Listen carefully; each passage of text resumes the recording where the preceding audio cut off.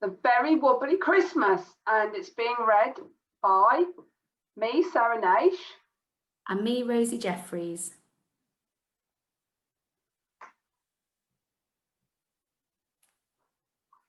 Okay, so this is the introduction. Mum needs to act fast to stop Christmas getting wobbly. Everyone is getting more and more wobbly the closer Christmas gets. William Wobbly, Sophie Spiky, Charlie Chatty, Rosie Rudy and Katie Careful are all trying their best, but sometimes it's too difficult for them to stay calm. In this story, the children are all struggling with the changes which come with Christmas. Rosie, that's Rosie Rudy, wants to be in charge of everything. William is worried about Santa coming into the house. Sophie doesn't want to talk about anything. Charlie is chatting even more than usual, and Katie just wants everything to go back to normal. Luckily, Mum has a plan to try to sort everything out and to make sure that this year is a bit easier than last Christmas. This story was written by me as the mum, and I help my children to sort out their Christmas wobbles. This story is a true story. It really happened, and it will help everyone to have a happier Christmas. As soon as Halloween was over, Rosie started being bossy about what she wanted for Christmas. William Wobbly started feeling very wobbly when he thought about Christmas. Sophie Spiky became spikier, Katie Careful followed Mum about a bit closer, and Charlie Chatty chatted even more. Mum did not think it was possible for Charlie to chat more, but it was. It sounded like the radio was on. Mum noticed that all the children were more wobbly than usual, so she decided it was time to sort the wobbles out. She made 7 nice hot chocolates and called everyone into the kitchen for a big family chat. Dad said he'd be in a minute.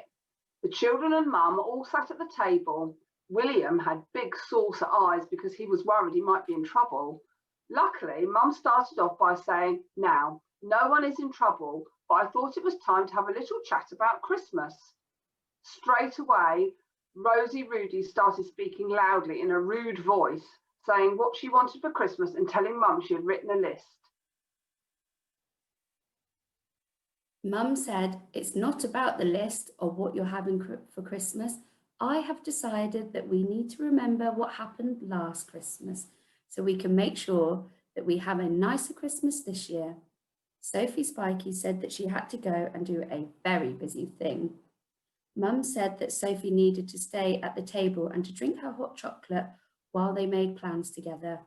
Sophie looked a bit spiky about that. There she is being a bit spiky, poking Rosie. "Last year," Mum said, "I think things started to go wrong when I went to Charlie's nativity play. I remember all the fairies coming out with their wings on, but when Charlie was carried out by the teacher, she had a purple face and looked very angry about having to wear her pink sparkly shoes. Charlie, you were in a very bad mood after that. I know you've been worrying about the nativity play this year." Charlie said, "I'm not going to be a shepherd. I'm wearing my school uniform." Mum said, "That's fine then. This year you can wear your school uniform and I will tell the teacher that that is what's happening." "Can I still sing the little boy Jesus instead of the little Lord Jesus?" asked Charlie. "You can sing whatever you want as long as it's polite," Mum replied. Mum continued, "I think everyone else struggled a bit as well when everything changed at school and there were suddenly lots of films to watch and plays to do. So this year I'm speaking to the teacher about how we can keep things the same for everyone. Also, last Christmas things went wrong for William when the silly window cleaner told him that he had to be good because Santa would only bring presents for good children and then said Santa would be coming into our house." Poor William. William looked at the table and stared very hard, blinking his eyes and trying not to cry. "Well, I have written to Santa this year," continued Mum, "and I have received a reply to say no matter what silly things anybody says to you, he is definitely coming to deliver presents. I've sent him a key to the shed, so the presents will be in there. This year, nobody is coming to the house and I will be locking the doors and Dad will double check. Santa said this year was all fine and much quicker for him to do it in any case. I remember that all those things made William so wobbly that he hid under the sideboard on Christmas Day and wouldn't come out to unwrap his presents until nearly lunchtime. Then Mum explained, this year we have decided that there will be a few presents in the morning, a few at lunchtime, a couple at tea time and one just before bed. This way there will be no big pile to make everyone all panicky, wobbly and worried.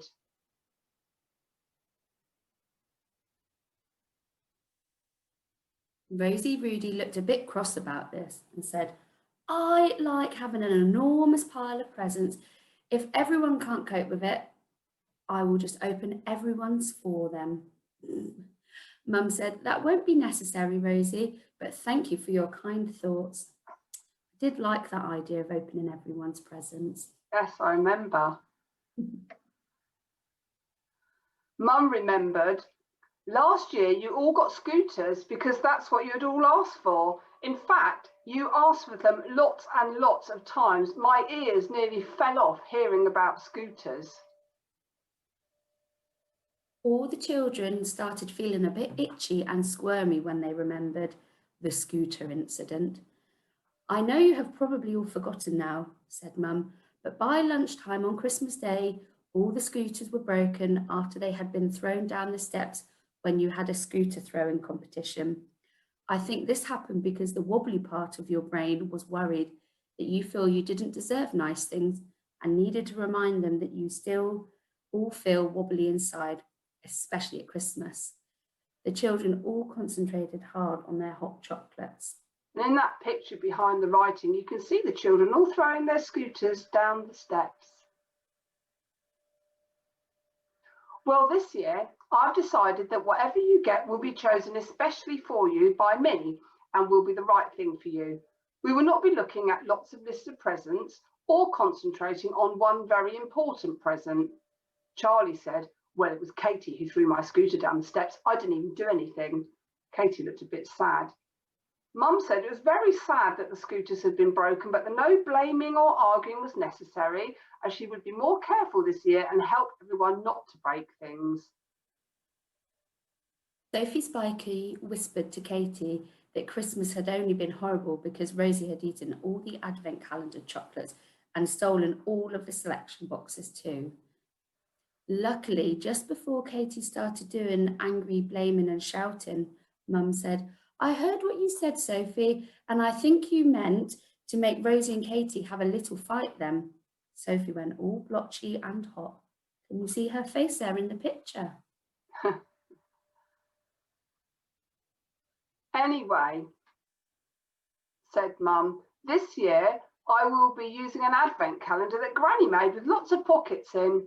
I will be putting in 5 sweets at breakfast time for you all to have one each before school. There won't be any in any of the other days, just in case people want to do extra sharing with themselves. What Mum's on about there? Most of the children stared at their hot chocolates. Rosie stared at her empty cup. I think you drunk it all. There's just one more change, Mum said. This year we won't be doing any visiting. We are having a quiet time at home with a lovely dinner and lots of time to play with your presents. Dinner will be at the usual time, but you can all go to bed 1 hour later. Wow, what a nice treat that was. It was a nice treat for the children. Just then, Dad wandered in, hoping that the serious talk was over now. Luckily it was. Katie Careful felt a happy bubble feeling in her tummy about not having to go visiting people. Last year, she remembered that she had felt very wobbly when Uncle John said that she was naughty because she couldn't sit still at the table. There had been lots of pointy eyebrows on the grown-ups' faces and Rosie had thrown her empty plate on the floor. Goodness me, what a busy day. It was an empty plate though. Charlie Chatty was very pleased when she wore her school uniform at the nativity. All the parents made sad faces at her and asked if she'd forgotten her costume. Mum said, "No, Charlie's wearing what she wants to. I'm so pleased that she is an individual." On Christmas Eve, William helped Dad to unlock the shed and make room for the presents Santa will be bringing.